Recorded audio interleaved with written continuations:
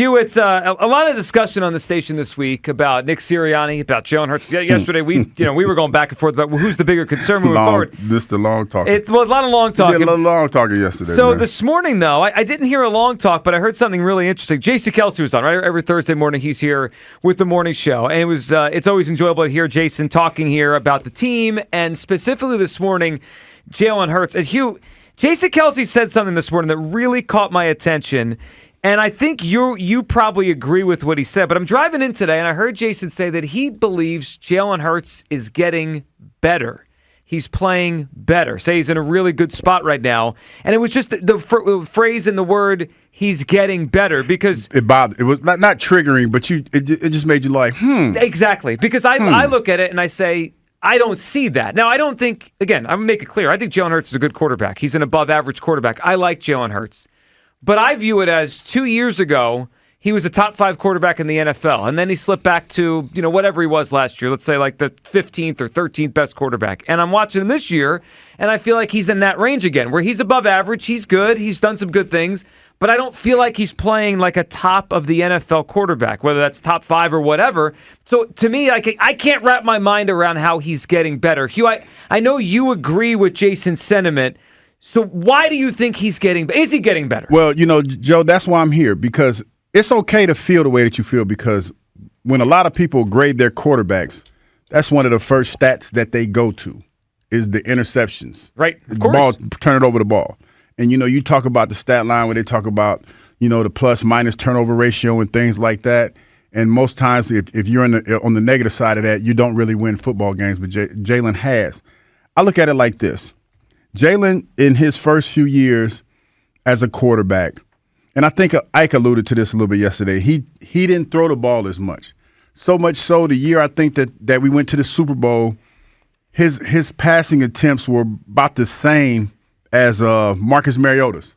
And that's the stat that I would like to point to every time I talked about Jalen. And the biggest difference was between Marcus Mariota in that year and Jalen Hurts was that Jalen had a winning record. And Marcus Mariota didn't. And he just looked horrible throwing the football. But when you look at the attempts, he was right around 20 to 24 attempts a game, something like that. It was low. It wasn't that high. And I think going into this season and even the last year, they're starting to take more chances with Jalen throwing the football. And I think that what comes with that is the turnovers. Obviously, you're throwing the ball a little bit more. But he's making better decisions as a quarterback, and they feel more comfortable with him in the pocket. The one thing that I feel like people, when they talk about Jalen, that they can't move away from is the fact that he's a running quarterback. You're not going to win like that on a regular basis. And we've seen running quarterbacks that their time in NFL has been cut short because they like to run. Of course. I like the fact that Jalen still has that aspect in his game. But at the end of the day, Joe, you have to be able to throw the football. Now, he's made some bad decisions up to this point. But I think as far as the small body work that we have for him, he's been a much better passer. See, I don't see it the same way. 215-592-9494. So you said his decision, he's made some good decisions. But he's also made some bad ones. Yeah. And he's been reckless with the football. Here's what I see. Can he make all the throws? Can he make all the plays? Yeah, and he's made some big ones. Like, he had the game-winning drive to help beat the Saints last week. He's done some really nice things the first 3 weeks of the season. And by no means do I think he's played poorly. But it's very hard for me to say he's getting better when here's what I see. Let's just go from 2022 to now, right? His best season, his peak, the second in the MVP voting, Super Bowl appearance to now.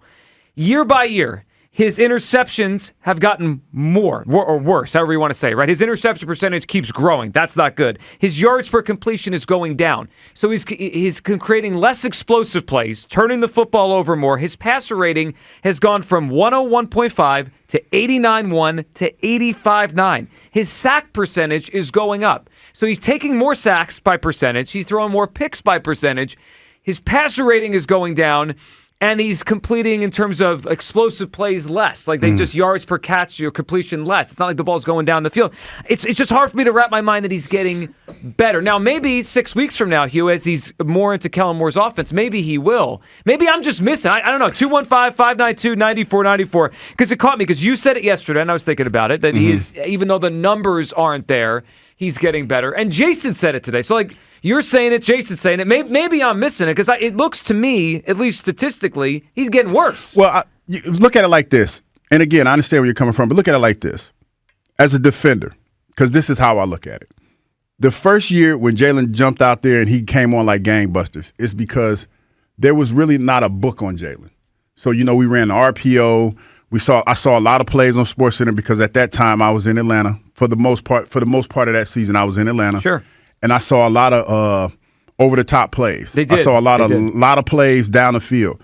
Because at that point, Joe, teams were still trying to figure out what Jalen Hurts was because the RPO factored in big with that team. They had everyone off balance. Yes. So you're playing against a young mobile quarterback that has the ability to take it to the house at any given point on the field. So fast forward. That was the first year when he did that. So fast forward. Now teams know that. And the thing that I remember about my defensive coordinators, when we went into games, say we're playing against Michael Vick, the one thing that we did not want Michael Vick to do was beat us with his legs. We knew he wasn't that great throwing the football. So we made him throw the football. So that's what Jalen Hurts was going through the second year in the season. And that's why when you heard Todd Bowles' defenders talk about how, Jalen's not that good, he can't read defense and stuff like that. That's the evolution of a young quarterback. And initially he was that guy. He was that guy that Todd Bowles thought he was, and they were able to beat him. But now he's in a position where they're taking away the RPO. You see, they still, to this day, they don't want him to run the ball because the RPO is not hitting like it once did, even with the fact that we do have Saquon Barkley. The thing that Jalen has to get past right now, and he's starting to do it, is last year the knock was can't stop the blitz. And he's gotten better. He's gotten better at the blitz. They as a team have, and he has. He's been better at that. And let me tell you one thing that if you watched the game last Sunday, did you notice that early on the Saints were blitzing the heck out of him early on. And when Jalen beat him for a couple of plays, they stopped doing it as much. It was Covey was the hot route on one of them. Yes, they started being more strategic. So that's where his growth has become. Now, Jalen's in that phase of quarterbacking where you have to take what the defense gives you. And that's what he's been doing. The explosive players are going to come back, Joe, but you have to work in that gray area a little bit and allow teams to realize that he can make those tough contested throws down across the middle and things like that allows him to get those deep plays. 215-592-9494. To be clear, I think Jalen's gotten way better from when he first got in the league and even 2021. He's grown leaps and bounds from that version of himself. I'm just looking at it from the year he emerged as a star, 2022 to now. Jason said he's getting better. Hugh thinks he's getting better. I don't see that. I see a guy that's either the same or, in a lot of ways, he's become more reckless, and it's hurt his numbers here. 215-592-9494. Do you believe Jalen Hurts is getting better? Which is the objective, right? We want every player to get better, and certainly a fifth-year quarterback, that's the hope, that he gets better a little bit every single year, for the next 3, 4, 5 years of his career into his 30s. Like, that's the hope, that he gets better every year. Do you believe Jalen Hurts is actually getting better? I don't. Hugh does. Your phone call is coming up. 215-592-9494. We'll get your take here, and we'll let you hear the full cut of what Jason Kelce said this morning about Jalen, about what he assesses from his play so far this season, and why he believes Jalen Hurts is getting better. That's next. 215-592-9494. It's the Midday Show. Sports Radio 94 WIP.